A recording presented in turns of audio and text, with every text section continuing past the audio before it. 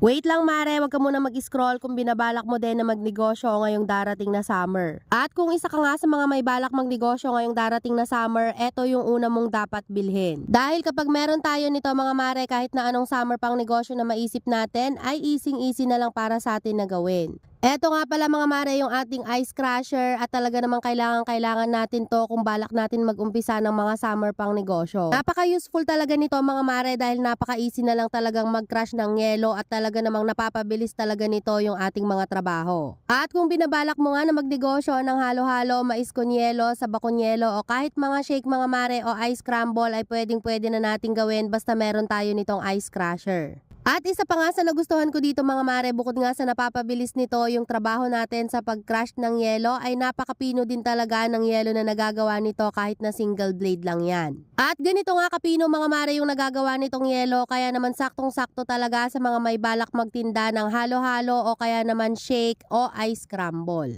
At ang kagandahan pa nito mga mare, kapag nag-check out kayo nito ay meron na rin yung kasamang basin, pero hindi po ito yung kasama niyang basin mga mare, mas malalim po yon. Ilang taon ko na rin kasing ginagamit to mga mare, kaya naman nagkandaligaw-ligaw na lang talaga yung kanyang basin, pero talaga namang proven and tested ko na talaga to mga mare na talaga namang napakatibay. O siya mare, kung nagbabalak ka nga na magnegosyo ngayong summer, napaka-useful talaga nito sa'yo, kaya naman ano pang hinihintay mo, i-check out mo na yan. At ilalagay ko na lang yung link dyan sa comment section o kaya naman dyan sa yellow basket para naman hindi ka na mahirapan maghanap at dyan ka na rin mag-check out.